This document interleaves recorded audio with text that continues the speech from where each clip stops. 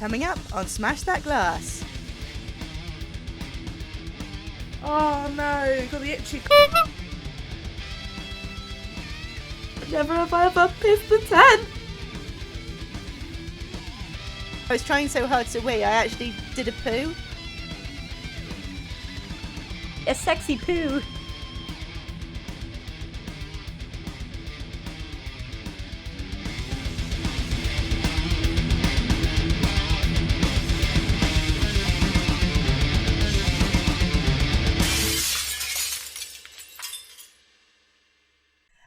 Welcome to Smash That Glass, a celebration of the women that get shit done in music, entertainment, pop culture, and throughout history. I'm your host, Candy Machine, and how are you all? How are you, AcidxPearl? I am all good, thank you. Got blocked here, but I'm good. How are you, Jupiter Storm?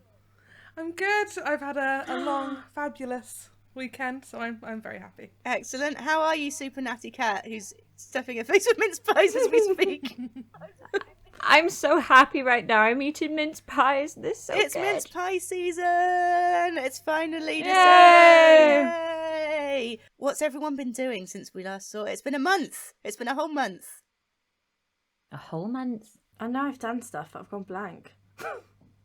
Everything's been crazy. Good content. So I went away at the weekend for my birthday with Gadget. So we went to the Birthday! Lake District. Aw, happy birthday! Thank you. I'm 21. Yes, of course. I thought you were 18. All the things you would be in prison for right now if I was 18. Don't call me out like that. No, it was lovely. I went to the Lake District, never been before. It was really, really good. It was, we spent like 2 nights at a nice Airbnb on a farm and had a nice little hot tub, so we had Gadget soup. Oh, Gadget soup. soup! Did you do the good soup? I knew it! I did. I also made him like lay so he could float in the hot tub and I span him round. And we pretended to be astronauts in space. Oh, I love that. You just bobbed around for a bit. Yeah, well, I don't think he realised that was what we were playing, but that's what I was playing. Did anyone get Glastonbury tickets? Because they went on sale last month. No. Did anyone try? No, didn't even try. No, It always Someone catches me in out. work did. I find out 3 weeks later that they went on sale, and then I go, oh, yeah. It feels like ages away, doesn't it? But it always comes around so fast as well. That's It catches you just before Christmas as well, so really make sure you put the money aside. Has anyone been to Glastonbury before? I have. What? No. Did you like it? Mm-hmm. But I was doing litter picking, so I worked it for my ticket. I had I worked for my ticket, but how Geordies say, worky ticket. Gadget says it to me all the time. Worky ticket? Annoying him.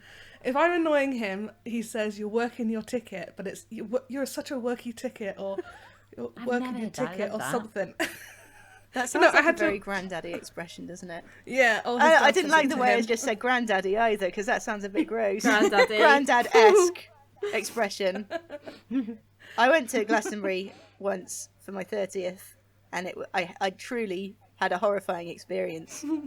It wasn't that bad.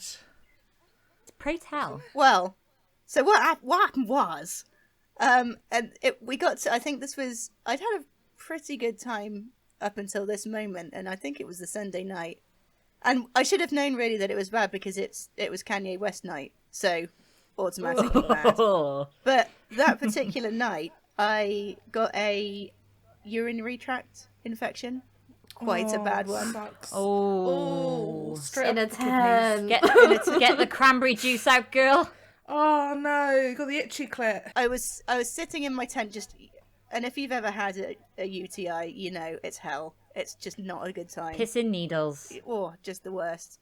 So my friends very kindly said, right, we'll get you a bucket, we'll line it, and you can have it in your tent, so you don't have to keep getting up and trying to go to the loo. You can just go in your tent. So I had like a bag of, sort of a box bag of wine. So I was trying to drink that in lieu of cranberry juice, and I had Grapes, cranberries, I see it. yeah, it's close enough.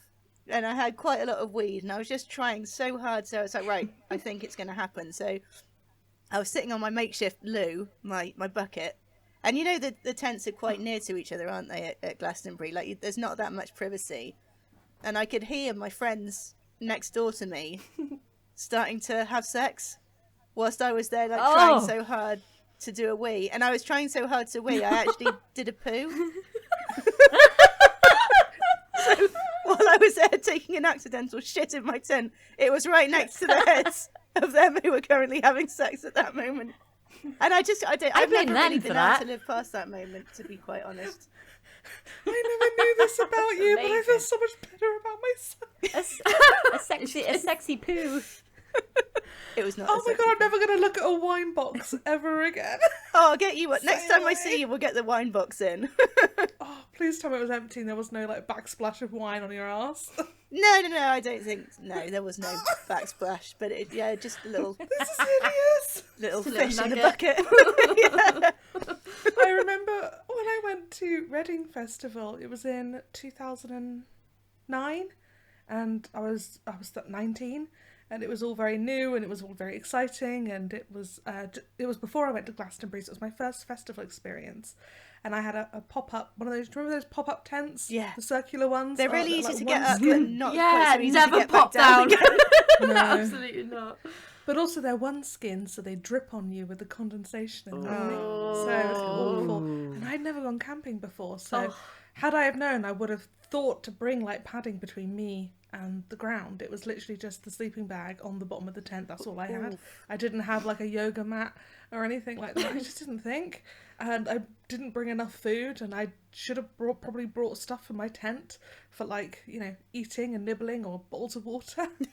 So I was waking up first thing and sipping like warm cider just to quench my thirst.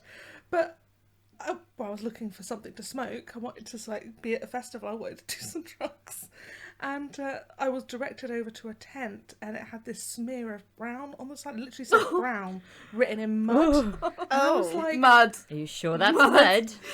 and I was like, that's brown. And he said, it's the tent that says brown on the side, you can't miss it. And I thought, weird. And I thought, because all the different tent areas were labelled like, blue field or red field or whatever it was called. That's what I thought. They were in like the brown section, so we were making it nice and whatever. Anyway, I got there and I bought some weed off the guy, and then I paid extra for him to roll it for me. Paid extra. You thought you'd throw that in.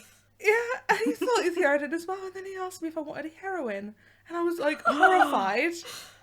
He goes, what the hell do you think was written on the side of the tent? And I was like, actual I thought brown. I didn't know that was the slang for heroin. I just only ever knew it as chasing the dragon or heroin. Or horse.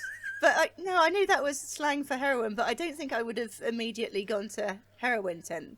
I think I would have just thought brown camping as well. Yeah, so when I went to go leave, I think he took a lot of delight in telling me that it was made from poo. It was written in poo. Oh, some cool. mad bastard had written in poo on the side of his tent. Long. And yeah, that was the year. Do you remember the year? I was at Reading Festival, and it was the same weekend that girl at Leeds dropped her handbag down the long drop toilet, and then went in to get it and got stuck upside down for like 2-3 hours in a long drop. No. And she was trapped. She had to be pulled out and hosed off. Do you remember that story? No. It was the same year. No. I remember using the long drops for the first time. I'd never used toilets like that before. Again, I was 19. And afterwards, my friend was like, so, what do you think? And I just cried and said, is this how people in poor countries live? I was so crying. God. I just don't such understand a really how fucking people idiot. manage to just course miss they the don't. toilet so spectacularly. Oh, festival toilets are the worst, though, aren't they?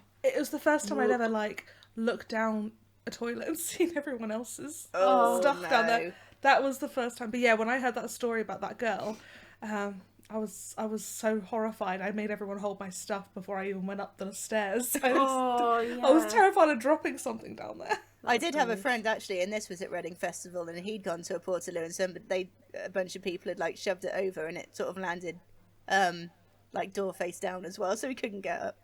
Oh, it's bad. Oh. I've got a good festival story actually. I just remembered, and this is again like early 20s, and it was absolutely freezing. And I did the same as Jupiter, like not thinking about what to take. I had this like sleeping bag that was like $2.99 from B&M. It's like this little like it was basically like kitchen towel would have covered me better. And obviously, I was smashed, like totally super drunk. Went back to our tent that I was sharing with my friend. And it was just us two in this like little purple tent. And I think I went back before her. And then I absolutely wet myself, didn't I? Didn't know anything about it. Woke up just freezing and wet. And I was like, no, I haven't. Like, I've actually done this. And she's asleep. And I'm like, oh, I can't, like, I just can't tell her. So I got out, like, took all my stuff, like, literally went running, like, launched my clothes, got in the portaloo, like, cleaned myself up as best I could, got back to the tent, like, started, like, scrubbing, like, all while she's asleep, like, scrubbing the tent with, like, baby wipes. And it, like, she didn't even know, like, in the next day, she didn't know, and I told them all in a game of, like, never have I ever. I was like, never have I ever pissed the tent. And they were like, no! And I was like, yeah, last night. Wasn't this like 3 years ago? Oh. Yeah, maybe. Longer than that. But yeah, So that Reading was also the same festival that we parked near one of those drinking fountains, because the showers were notoriously a really long queue. And halfway through the festival, I was really, really desperate to wash my hair and have a shower. So I went over to the drinking fountain, and I deliberately got up really early. You know that kind of lull when the last people go to bed and then the first people start getting up, around about kind of 4 in the morning. Yeah, like between 4 or 5 maybe like 5 in the morning, because I didn't want to, be washing my hair in the drinking tap and like let there be a queue of people. Anyway, I started washing my hair, and then I as I was going, I had my hair upside down under the tap, and I was scrubbing all the shampoo out, and then I felt something above me, and I went, what? Oh, no. And I had to pull back, not realising that everyone was around, no one was around, and a man was washing his balls in my hair. Shut as I was up. washing my hair. What? I was just too polite to say anything. I think I was assaulted. Yeah, I've been you were. assaulted. I think you Was were. I assaulted? Oh, God. Truly horrific. Who else has got news? I've been playing Callisto. Oh, how is it? I've heard It's- mixed. So, it is very... If you like Dead Space, you'll probably like it, which isn't a huge shocker, because obviously one of the...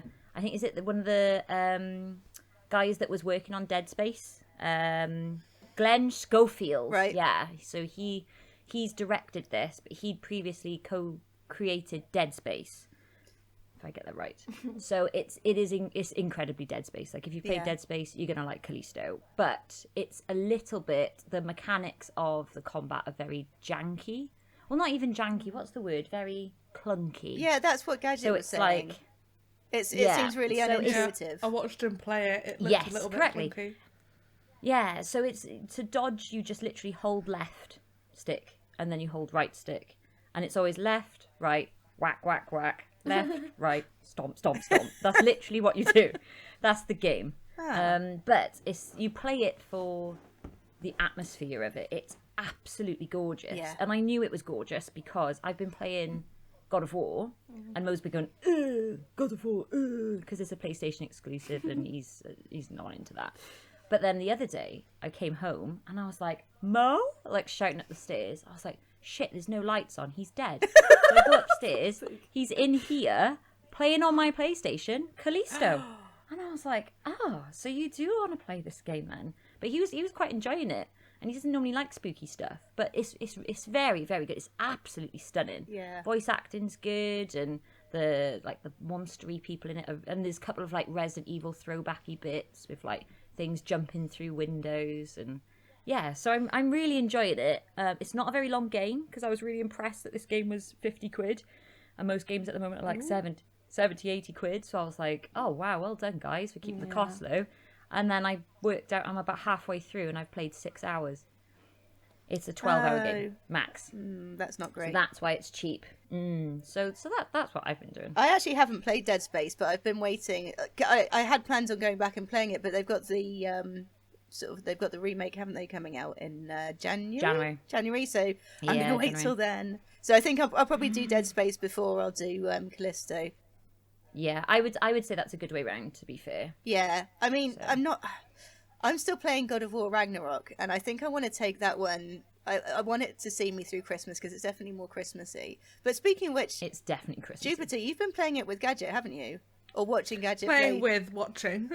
Watching him play it and shout out, Stompies! When he's walked past something that he's missed. Oh, you missed a Stompy! You watched him play the 28 God of War, didn't you? 2018, sorry. Yes. Yeah, that's probably one of the first... No, it was... The Last of Us was the first video game I ever watched him play through, so I don't play video games. I'm not really into it. I play a couple of VR games, but I get a bit car sick after a while, so I can't do it for long. But no, I like watching him play like the big pretty games. So when I watched him play the 2018 one, I remember being so like, I sound like a mum when I say this, but I'm so impressed with what they can do with games these days. Yeah. But that's testament to these new games, isn't it? Because you can watch them like watching a movie. Yeah. Yeah. And you know, you kind of you act as like an extra pair of eyes during combat, and you can, and if you've got someone you're watching who's open to like follow you, say to you, if you say to them, oh, can we go down there and see what's down there, or let's go on that side quest, like they'll do it, so you feel included. And it's because of there's a girlfriend reviews on YouTube that sort of first made me open to the idea of watching, because she it was a channel that the girlfriend essentially says, I've watched my partner play this and it was really interesting to watch him play, or this one he was up late at night swearing a lot and it was very, very diarrhea Christmas lights, so it was hard to follow, and seeing it from that perspective made me go, oh you can watch games, you don't have to play them. So that's what I do. And I was really impressed with the scale in the 2018 one of the World Serpent. And that was my favourite part. Yeah. Was the World Serpent bit, because He's lovely. He's my favourite. It was just, I can't believe how small I felt watching a video game, and seeing the scale of it. I can't think of a movie, it doesn't really come to mind where I felt the same. And I think it's because we were interacting with it, so you get a full sense of perspective that you're actually there, and then you see this huge thing and it makes you feel small. I just never experienced that before, so that was really cool. Yeah. So watching him play the current one, and we're it's about 4 hours a night. I'm sat there like going, okay, I'm gonna go to bed now. How are you finding it as an observer? How are you finding it compared to 2018 maybe? I find the storyline harder to follow. I've noticed that there's a lot going on, isn't there? There's a lot going on, and in the beginning, the Gadget wanted me to watch every single part of the play with him. And how many hours is the game? 50 hours? It's much big. Yeah, it's much bigger than the last one. The last one, I think the main story was possibly around 20 hours at a push. I think this one it's a bit longer, probably maybe 30, 40. Watching that many hours of someone is a lot if you're not playing. So sometimes I'll dip in and out of it, and I have to catch up on the storyline. So I'll ask Gadget, and he'll say, I don't know, actually, I'm completely lost. I don't know what our quest is next. Yeah. Like I don't know spoiler alert, I don't know, we haven't finished it, but the basis of it is you're trying to prevent Ragnarok. Yeah, I mean, I don't think you could call that a spoiler, really. I don't know if I'm allowed to spoil or not, but yeah, so that's what you're trying to do. So each step I'm going, well, why are they doing that if they know that that's going to start Ragnarok? Why are they doing it then? Like, that doesn't make any sense. And I'm trying to figure out their motivations and trying to understand what their storyline is, all while there's really graphic death scenes of people's jaws being ripped off and all these weird names we've got for stuff. Like Bumhead. What did Bumhead say? I forget his name, so he's Bumhead. Bumhead. Which one's Bumhead? I'm trying to think who Bumhead might be. Mimir. Bumhead. Oh, Mimir! He's just head, surely. He's a just a bumhead head. because his location is always on the bum. Oh, So every time something happens, I always think it's really unfair for Mimir, because like there's this big scene happening and he's like, what? He's just looking off into the distance, telling his stories. At least he got 2 eyes now. What's going on up there, brother? Oh, that's so good. Acid P, have you been playing anything? Have I? No, nothing new, I don't think. I've been playing Phantasy Star online, living my best anime uwu life. I'm just in it for the fashion show, Come at me all you want. Absolutely. And you haven't started Ragnarok yet, have you? No, it's going to be an after Christmas purchase because my dog kindly has cost me a very lot of money before Christmas because she decided to eat a tennis ball. No. Miss Pearl. Is that what it was? Miss Pearl. Yeah, she ate a tennis ball, mate, and everything Oh, what a else. little bitch. She was so ill, and we were so scared, like, again, that she was, like, dying, and I, like, went, like, crying into the vets, like, 5 minutes before they closed, so dramatic, like, my dog, and they were like, ah, and we were like, ah, but she's all good now, she's home and resting. Little shit. Oh. Is that since Sharks the could last survive thing? anything. They can. Yeah, oh yeah, this is the second time she's done it. So this is another thing. This is another one. Yeah, since the one earlier. Oh, no, this is that one. No, this is Sorry, the she one. did it about summer last year. Right. Bull Terriers. Oh, God. But yeah. So yeah, other than that. But I will play Oh, what a little minx. God of War after Christmas because I'm desperate to play it and I've literally muted any spoilers. I was going to say, have you managed to avoid any spoilers? Yeah, I have actually, completely. So Yeah, not even on I think I've Twitter. managed to as well. So hopefully, I know I'll probably as soon as I turn this off, I'll go on Twitter and see a massive spoiler. Now that As soon as you talk about it, your phone's like, right, let me show you. Yeah, exactly. Yeah, that's exactly it. So before we move on to the main topic, I need to do a bit of our usual corporate shilling. So Smash That Glass is a Modern Escapism network production. We currently have a lineup of 4 regular podcasts, which includes our main show, Modern Escapism, a live D&D playthrough podcast, Do Dragon Stream of Scorched Sheep, and Deep Dive Lounge. And it's a 30-minute podcast with Oodles, where his guests get a series of 10 questions. If you head over to modernescapism.co.uk, you'll find all of our social links and contact details and our Discord.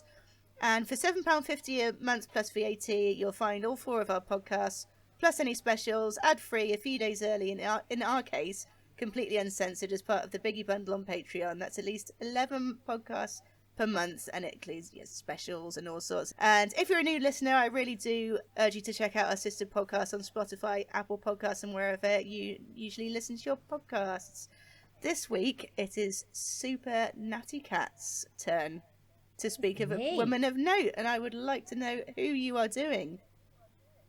So you probably wouldn't be able to guess who I've chosen, because when we officially started this podcast, I was like, oh, I'm gonna be all sciencey and clever and whatnot. But after thinking about it, I was like, oh, do you know what?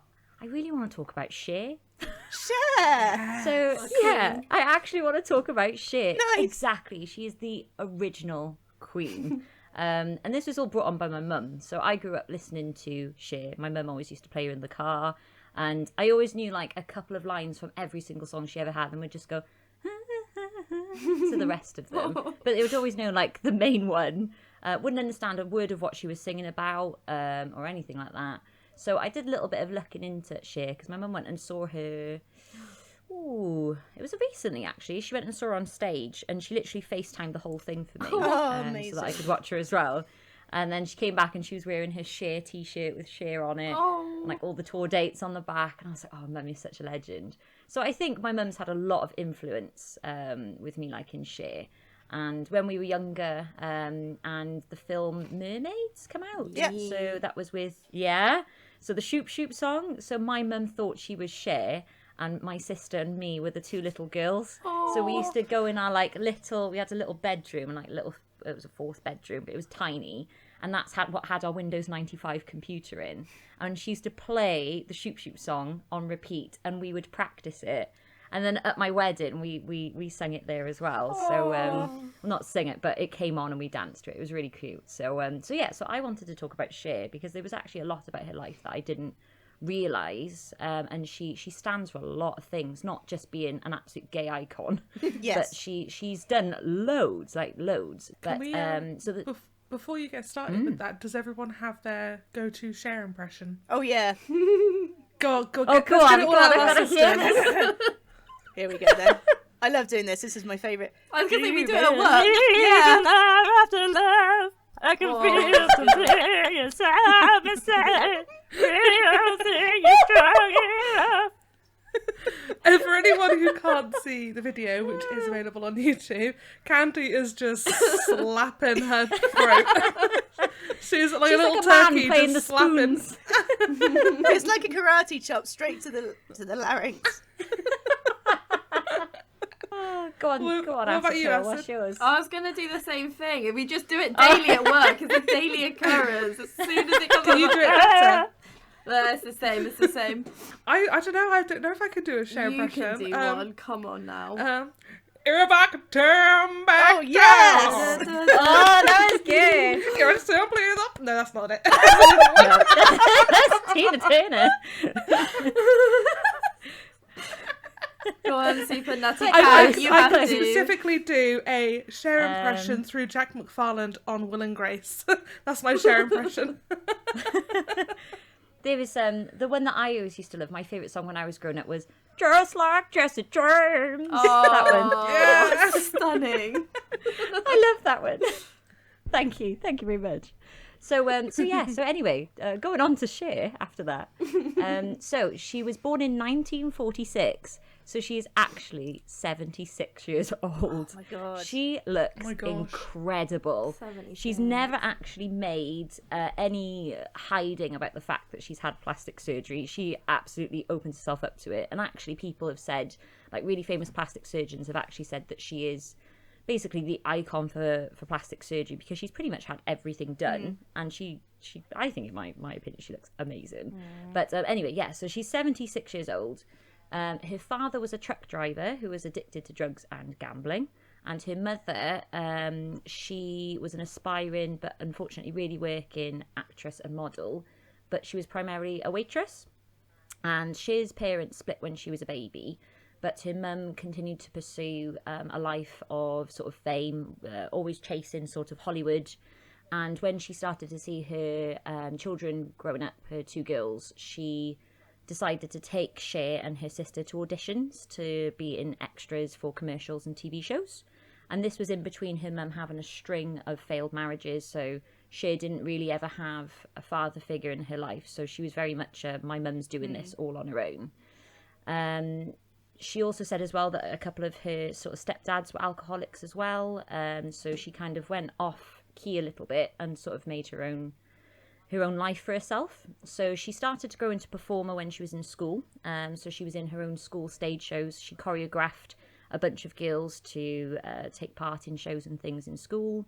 But she always stuck out because she had an unusually deep voice as a child.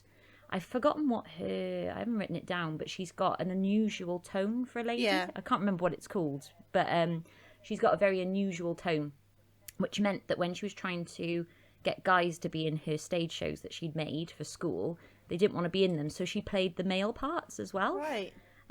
So she actually played female and male parts in her projects. And then when she was 16, she'd started to actually sing backing vocals for a couple of famous singers that became famous, one of them being Sunny. So she became a backing singer for Sunny, and he knew that she had something special with her voice because she stuck out and she would sing over the top of the other backing singers and sometimes drown him out as well. Just So belting he was it like, out. we've got to do something together. So I think he kind of grasped onto that and was like, shit, this woman's special. So Cher actually suffered with really bad stage fright. And she said the only time she could sing was if she was a backing singer. So he kind of coached her into duetting. And if you notice a lot of her videos if you look her up on YouTube and she's singing with Sunny, she's always looking at him, not at the audience. Aww. And it's because she said she needed him to be there to stop her from getting stage fright. She couldn't look at the audience. She had to look at someone else, and it was him. So ultimately, she fell in love with him, and they had a relationship together. In 1965, they released the very, very famous song, you probably all know it, I Got You, Babe. And that was it topped numerous charts. It was one of the biggest songs of the 60s. I think it's on the Billboard's like 500 songs for like ever best songs, and it's up there with those. So they released a string of hits together after that. She became a household name. But she also started making music on her own. So she started to drift a little bit from the Sonny and Cher act. After this, then, when people started to recognise her as a solo artist, the duetting started to flop. So they starred in a flopped movie together as well. They were both dropped from their own solo record labels. And I think this is where their marriage also then started to go a bit AWOL, because she signed on with another label and released a semi-successful album whilst he was still struggling.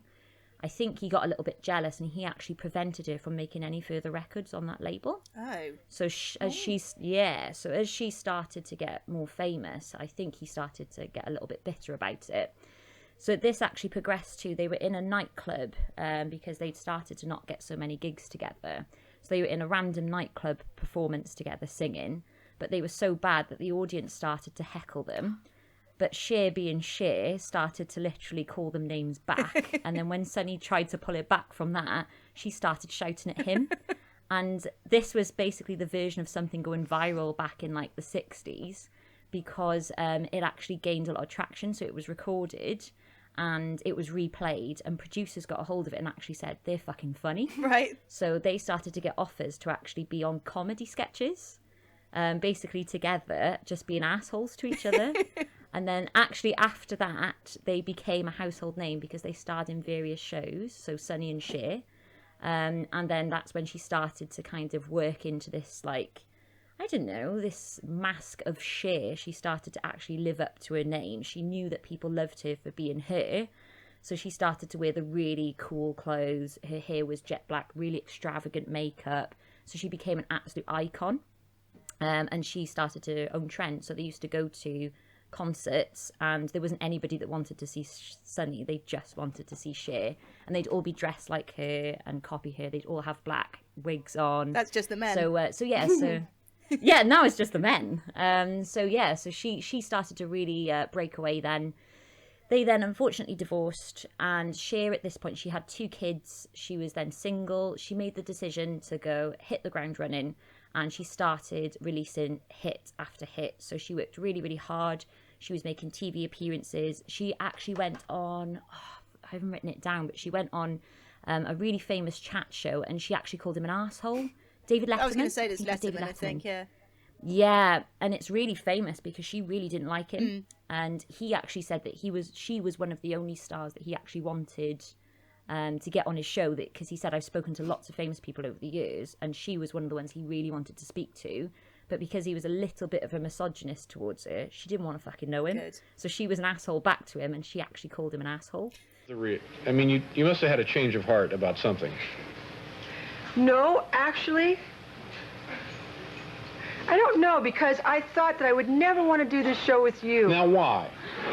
Now, let's explore this a little. Why? Because you thought I was An ass. So yeah, I was like, good for you. Go on, Liv, Cher. Good for you. Go on, Cher. So she then wanted to go into films. So she actually had a residency in Caesars in Vegas, and then she was like, right, I'm ready to go into films, because she always wanted to be an actress. She loved Hollywood like her mum. So she didn't realise that she, like back then, they didn't know what dyslexia was. Cher actually struggled in school, not just with her appearance and how she looked and how she sounded, because she always said that she was unattractive, but she also didn't see herself as being intelligent. She says, I'm never ever going to be clever. And she was actually dyslexic, so she really struggled to read aloud. Yeah. So when she was going for auditions, she wasn't getting the roles because she would stammer. She couldn't read properly. And it wasn't until she went for one film, when she was auditioning, she said she was trying to read it. And the guy that was casting said, look, if you can't read it, just sing it. Sing what the character is feeling. And after she did that, he said, you've got the part. So she then landed a role in, that was Moonstruck. So that won her an Academy Award and a Golden Globe for Best Actress. And then after that, that's when she became huge. So that's when she did If I Could Turn Back Time. She then released the really famous album that had that on with Just Like Jesse James. And then she became absolutely huge. So she did more residencies, did loads of concerts and tours. And just when everybody thought she was done, in 1998, she released another karaoke banger, Believe. So the one that Joe was just, Candy was singing earlier, doing so well. It was the fastest selling UK single by a female artist ever.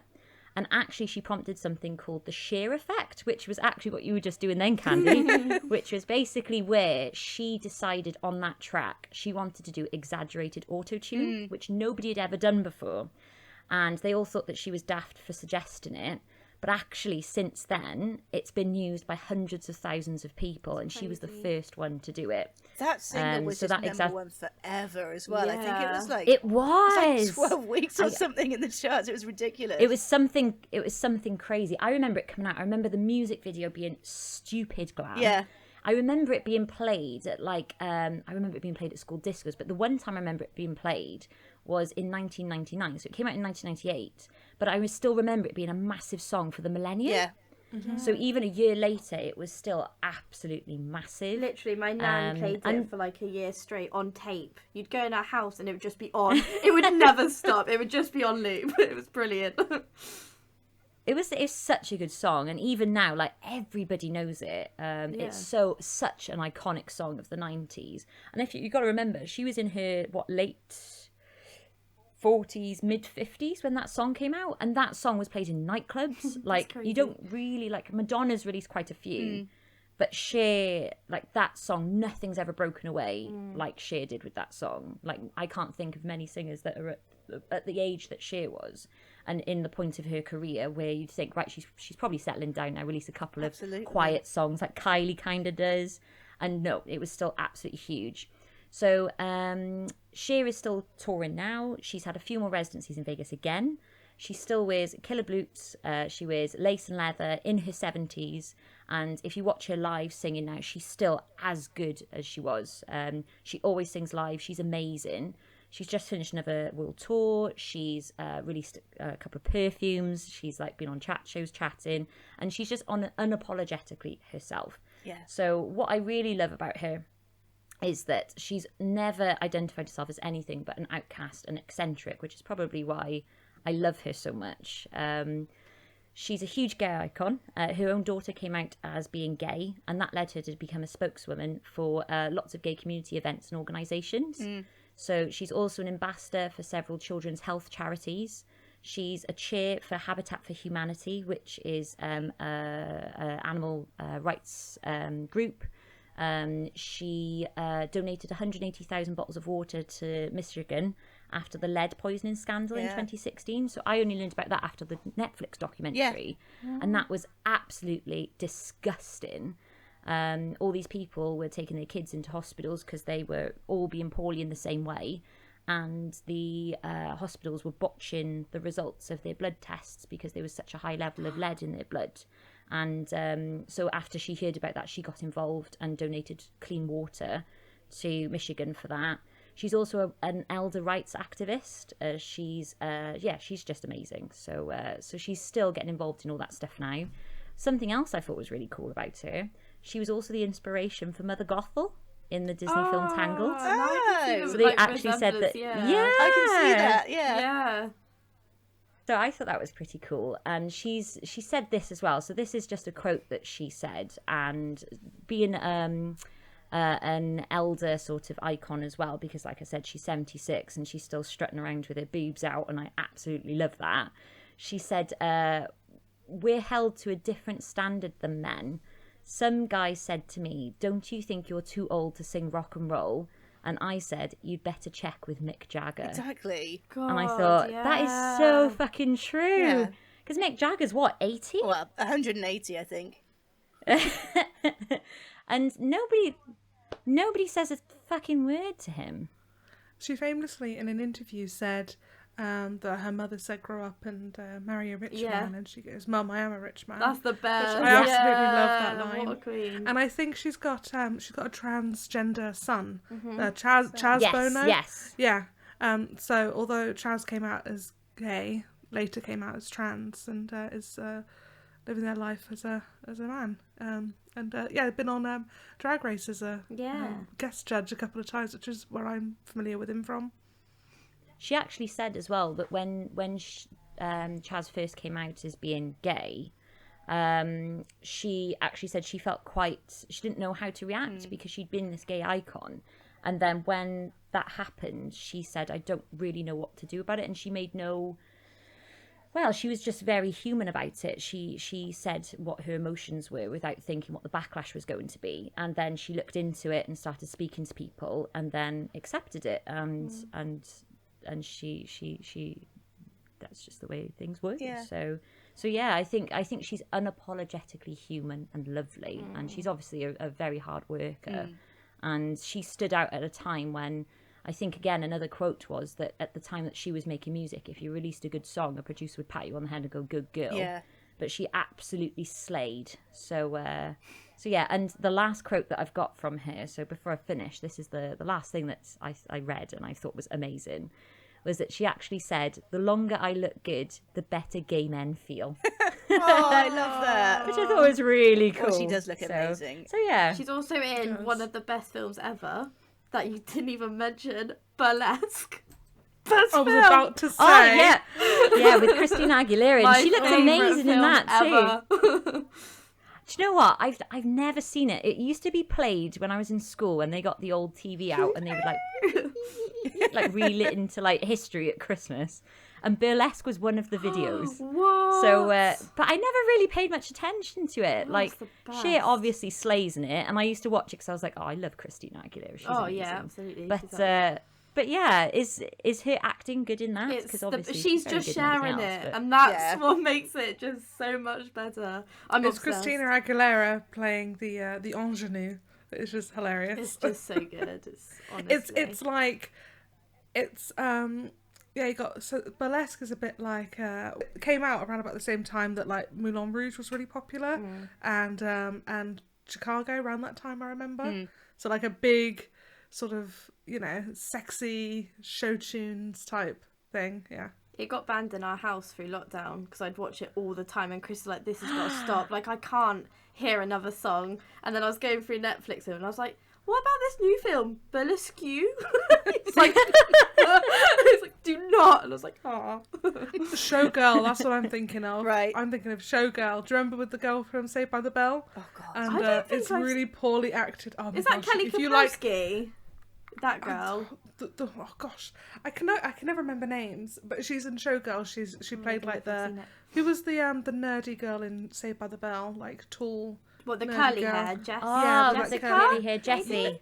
Yeah, her. That Jessie? actress plays the main character in Showgirl, I've not and seen it's Showgirl. really badly acted, and it's bad. You gotta watch it. I'll add it to my list. So yeah, that is Cher. She's my icon. That's brilliant. Yeah, that's a really, really brilliant good one. icon. She's the same age as Dolly Parton. Born in Oh, she's 46. another one. She's another one that's Yeah. just Yeah. amazing. Loves Dolly Parton. I'm surprised She they haven't helped fund the done more Moderna together. vaccine. Yeah, she I was listening to a podcast called like a Dolly Parton podcast where the son of a doctor who was friends with Dolly Parton, he ended up getting to interview her, and he did like a really low budget type kind of podcast about her, and he interviewed her and did a bit of like stuff about her life and things like that. But it was his dad who was he's a doctor, but he was born in another country and from like a rural mountain area of that country, and so he and Dolly Parton got along really well. They came from big families, poor families, communities in the mountain. They had a lot of in common, and the journalist remarked on how these two people from opposite sides of the world had so much in common because of the sort of rural mountain life they Yeah. grew up in. It was really cute. But yeah, it's a Dolly Parton podcast if everyone Aw. listen to it. Everyone, Oh, let's everyone have a loves a look bit at of that. I love Dolly. There's just Dolly. nothing to not like Love a bit about of Dolly. Dolly. Is there? Another absolute icon. But I want to know what feedback we have this week. SuperNattyCat, what was your question to the listeners? Oh, I don't bloody know. There it is. So, feedback today. I asked the question, what female lead in a band, book, film, series, game, or piece of media did you initially think wasn't going to work, but after watching or listening to the said media, you were gorgeously proven wrong? So we had quite a nice little bit of feedback. So, starting with Johnny Canehurst. So he put, this is a feedback topic I've been waiting for, as I have a story like this that unfolded over years. 2008 or so, I went to the cinema to see the terrible animated movie Star Wars, The Clone Wars, which was a feature-length kick-off for the long-running CG series of the same name. In the film, Anakin Skywalker now has an aggravating kid sidekick he is training as a Jedi named Ashoka Tano. However, Ashoka, voiced by Ashley Eckstein, would quickly become a fan favourite. After this rocky start, the show would provide easily the best prequel-era stories from the Star Wars universe, and Ashoka was developed into one of the best characters in the franchise. She definitely became one of my favourites, and was the sort of useful adventure lead I associate with classic shows like The Last Airbender. She had a well-defined set of values that clashed entertainingly with the aesthetic space monks that Jedi had become in the prequels. She was the focus of at least 3 of the most arresting sequences Star Wars has ever had across the Clone Wars and the Rebel series, which she crossed over to later on, whether dropping out of orbit to battle the Separatist army or coming face-to-face once again with the man who had become Darth Vader. She's even appeared in The Mandalorian, portrayed by the incomparable Rosario Dawson. And is lined up for Rosario Dawson, and is lined up for her own Disney Plus series. I hope her adventures continue for a long time yet. I was going to say, I thought there was a film or a Disney Plus series coming out. That should be amazing. Like, So is Ashoka the one that's like got the? She's got the kind of the white kind of headdress type thing and sort of the orangey face with the makeup. She's super cool. She's really kick-ass. That's it. Yeah, she is cool. Yes. Yeah, she is. She's a real culty kind of favourite with Star Wars fans. Especially like kind of like Boba Fett then. Yeah, especially out of the kind of newer characters since, the first, even 6 films, because she came out, Clone Wars. Absolute fan favourite. So yeah, that's a really good pick. Then we've got Biggie. So he put, I've actually got 2 choices from the same show, Maisie Williams and Sophie Turner from Game of Thrones as Arya and Sansa respectively. Watching how the 2 characters grow is a testament to both young actresses' craft, as both go on grueling journeys in their stories and both are integral to the plot. They both become powerful and smart women who make their own mistakes and learn from them, and seeing how they change over the 8 seasons is a joy. Watching interviews with them both and finding out they are besties in real life too is the icing on the cake.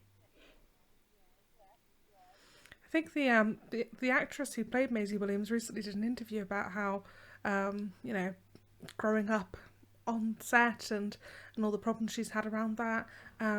It'd be good to kind of look it up. I think she's got like bleached blonde hair in the interview. I can't remember who it was with, but she was just sort of talking about all the sort of problems she's had since and struggles she's had since. So that it must be really difficult growing up in a franchise like that, because she was a really cute kid, but I know she sort of went through a bit of like an awkward teenage year, and it was probably a struggle to grow up on set like that, having to, grueling work schedules. Such a big show as well. Like, that was just the absolute pinnacle. Everyone was watching Game of Thrones. And it must have been difficult. But she's been taking a couple of sort of tearaway roles recently. She was in Pistol. I was going to say the Sex Pistol thing. That was amazing. Yeah, she was good in that as well. And it's obviously a much more sort of adult role for her.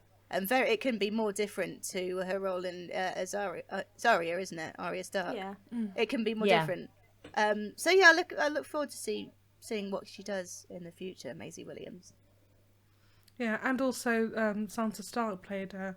I thought the arc of the character was really interesting. How she started off as wanting to be married off and wanting to sort of essentially fall into what was expected of her to be like a prized something for a trade deal, to secure something for her family, have the fairy tale. And little did she know that she realised she had to sort of rescue herself in the end, which is probably something that a lot of women grow up knowing. We're sort of fed a lie as kids that, here's all these lovely fairy tales and this is what life will probably be like. And as you get older, you realise that's not the case.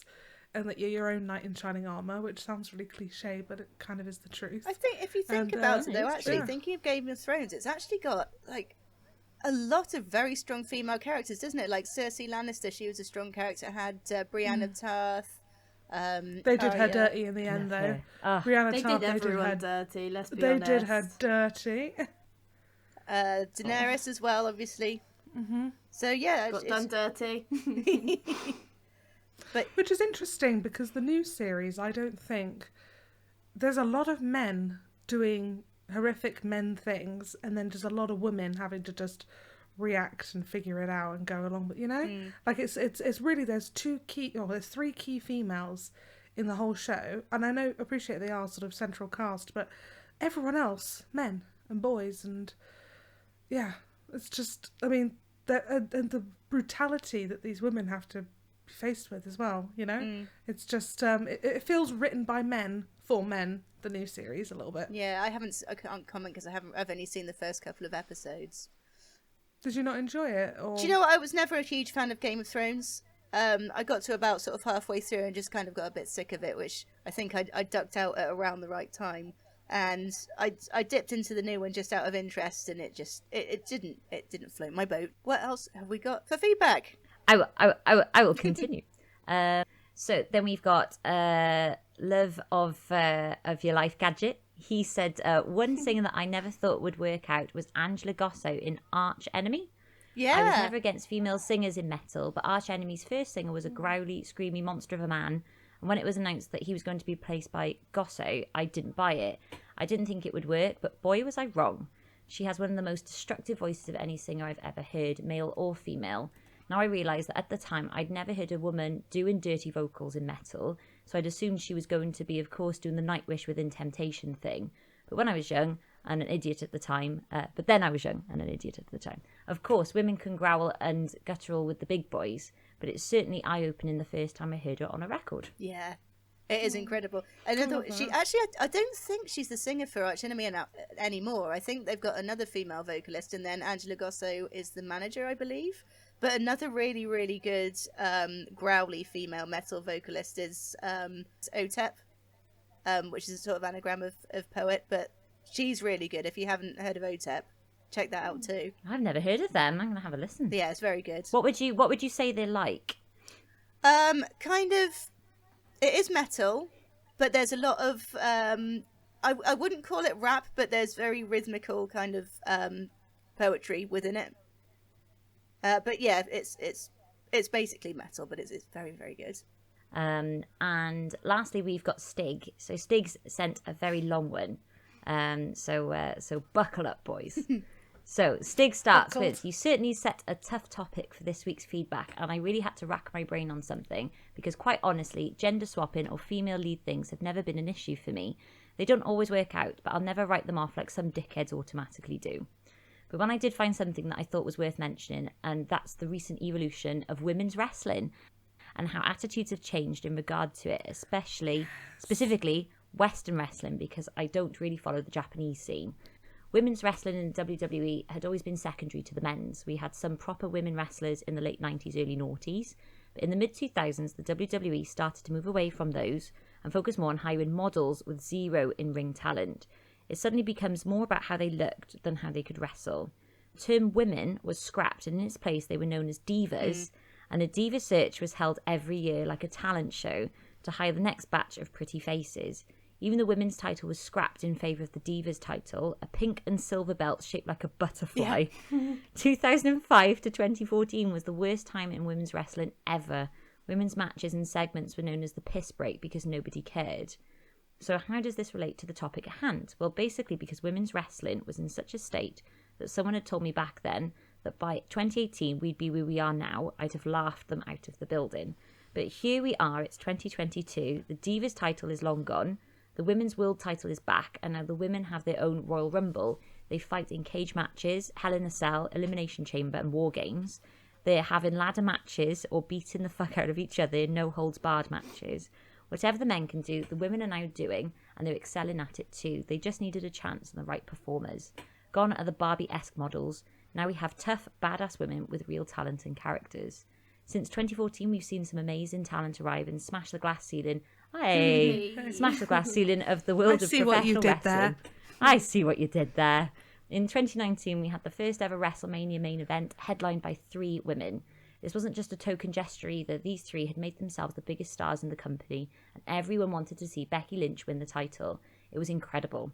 Cut to 2 years later, and yet again we have a WrestleMania headlined by the women, but this time by 2 African-American women, another huge milestone in the sport. Basically, what I'm getting at is that there was a time when the very idea of a woman headlining the biggest wrestling show on the planet was laughable and nowhere in sight. But now we're in a golden age of women's wrestling, and the whole industry is all the better for it. We're now at a point where fans get pissed off when the woman gets pushed aside. They're no longer the bathroom break. Good. I love that stick. Very well written. Do you know what? I'm thinking of 2 wrestlers. I remember when, because I enjoy watching wrestling. I'm not like as into it as Stig is, but I dated someone who liked wrestling, so I ended up watching a lot of it with him, and I kind of really got into it a little bit myself. So I remember seeing Ronda Rousey join WWE after her defeat in UFC, and she had gone on like an incredible run of being undefeated, and then she I think she started to not really enjoy UFC, or started to lose, or whatever her reasons were. She had a jaw broke. Is that what it by was? Holly Holmes, yeah. Oh, so she joined WWE, and that was a really big get, and I remember thinking, oh my god, that's going to be so good. And probably my favourite female wrestler at the moment, and I've just quickly Googled her name just to make sure I got it right. Oh god, I fancy her so much. Oh god, she just does something to me. Like, this woman makes my knees go weak. Rhea Ripley? Do you know who I'm talking about? I'm gonna have a little look. Quick Google. Everyone have a quick Google. Oh yeah, and she's watch like a quick video of her. Oh, she's beautiful. Oh, she's like strong and tall, and she doesn't give a fuck. She looks like something out of a game. Oh wow. She is she is just a baddie. Doesn't she? And I love her. Oh, just the attitude. I love her and the leathers. swagger, and she's clearly a heel. She looks badass. But she's just awesome. And every time I see a clip of her, I stop, I watch, and it feels kind of dirty, and I like I it. would not fuck with her. She is terrifying. Do you not want to climb that sort of volcano? Do you not know? Oh, she's a danger tree. I would like her to be in my corner, though, if I was having a fight with somebody. Yeah. Like, just kind of standing behind my back and shaking her fist. Oh, I'd love to get drunk with her, I think. She drinks. She's obviously, because drinks obviously at the they put table. it on. It's a character that they play, but she's just a bisexual's dream, that woman. And let's not forget the classic Fighting With My Family film either. Oh, which I the know Steve best. doesn't like, but I love I've never it. seen it. Oh, it's the I've best never ever film. seen it. Florence Should we Pugh. do a watch? A watch along. Watch along. I'm so up for I've never that. seen it. I would watch that. I'm happy What for is that. it? Paige? Is she just called Paige? Page, yeah. Yeah, because I just think I've seen only the see clip, yeah. Paige now as Florence Pugh. Yeah, me too. And when Paige comes up on my Instagram, I'm like, oh, it's not Florence. Not it. I'm upset. I thought I was going to go boxing after that, didn't I? And then that's the other time we did a boxing class. Oh yeah, And you didn't that like didn't that one go either, did you? well again. It's too hard. It was We too need hard. just a segment of you guys boxing. We've tried all Boxing sorts. class. We've had all sorts of hobbies. We tried boxing. We've tried pole I've dancing. got That lasted for draws. about a Yeah, month. pole dancing was going to really take off. But We yeah. looked like a pair of rotisserie chickens. I can imagine you guys concentrated on all the gear Extra and had tasty. no idea. That was absolutely time turned what it up was. every time. and just sort of slid the pole through your crack as you kind of And went, like- all these new fishnets feel And weird. we're like, oh, it's hard, isn't it? Yeah, should we go home? Yeah, I had one move. I had one move that I could do, and that was it. That was just my signature move. Then I just kept practicing. You only that. need one. I remember, do you know, speaking of pole dancing, I remember Candy used to take me to a strip club in Weston, and we went there. I only ever used to go to strip clubs with you. Oh, We'd she sit never there. takes me to strip clubs. Forgot about that. Oh, well, I'm sorry, Acid, but she's taken me to plenty of strip clubs. Yeah, God. I absolutely. I used to love a strip club. When I first went, I felt really awkward, and I was asking you loads of questions, like, what do I do? What do I need to touch her? Like, what do I do? I want to make sure I'm respectful. How do I be respectful? They just like a little chat, really, don't they? Just give them a little chat and pop some money in their hand if you've got some. You don't have to ask for anything. Yeah, absolutely fine. Is that up for feedback? That's it for feedback. Do we have anything for Just Ask Her? We do indeed. So we have a Just Ask Her from someone going by the alias of Nicola. So Nicola says, in my job, I have just been given a pay rise. I was very satisfied with this, given the current climate, and gave myself a pat on the back. It wasn't until a few days later that we were all discussing our pay rises in work that I found that my male colleague in the same role as me has been given a greater pay rise than myself. Oh, yuck. My manager who decides pay is also male, and this has upset me greatly. How do I go about talking to my boss about this? I'm grateful for the pay rise. I don't want to sound ungrateful, but I'm also very pissed off, and I see this as a misogynist move. What do I do? Okay. That sucks. That really does suck. I work in HR as well, so that kind of helps. But this is not HR advice. This is entirely mine as a person on a podcast advice, so take it as you will. I would say get very familiar with your company's policies on pay rises and understand if there are honorariums or if it is like a full pay rise, just so that you're fully informed. So whatever bullshit they try and throw your way, at least you're informed in the moment as to what your rights are. You may be part of a union, so you can always speak to them. You can get free advice from sort of employment charities and employment unions and stuff like that, so you can speak to them. But the first step would be to pull your boss to one side and say, had a conversation, found out so-and-so, which is doing the same role as me, would you agree? And make sure before you start addressing the money issue, see if you can get your line manager to agree that you are doing the same job. So have a conversation with them and say, do you agree that X is doing the same job as me? They can say, yes. Are there any differences in responsibility expected between us? No, you're doing the same job. Do we have any different levels of like accountability? You know, is he in charge of more people than I am? No, you're doing the same job. Okay, I've noticed that he's got a greater pay rise than me. He told me. Can you let me know the reason why for the discrepancy? You can also make sure you've got a representative from your HR department. I don't know how big your company is, but you can also speak to them and just say that that's something you've noticed, and that, as you know, it's decided by line managers. It might be a case where they can have a conversation, because there are procedures to these things, and you know, companies do have to be transparent with these things now. They do have to provide audits for their male and female staff, and most companies have to provide those audits to show that they're paying people equally. So this may be something that maybe HR don't know about, and you could probably speak to them, and they'll, you know, get worried, because it's easily a gender dispute, something that you could easily take to court. So they would want to deal with it straight away. Yeah. And also the best thing to do is to just give everyone the benefit of the doubt. The first action is just fact finding. You are gathering your information, you're finding out what the company policy is, you're finding out anything they've got online about being a fair employer, or something that they do that they make sure that they're a fair and equitable employer. You know, most companies have all these things available for you to have a look at. Read up about it, get your information, so that you're, you know, forearmed is better to be forewarned. What's the saying? Forearmed is forewarned. Forearmed is forewarned. Yeah, Candy, can you edit that? Absolutely. Absolutely Don't. not. It was cuter the first time. Forearms is too many. As always, following Jupiter's advice may result in diarrhea and tinnitus. And on that note, we are done. Thank you to everyone for joining us. Thank you to my co-hosts. Thank you for everyone for the feedback. Contact information, go to modernescapism.co.uk or check the show notes. Thanks everyone. Bye. Bye.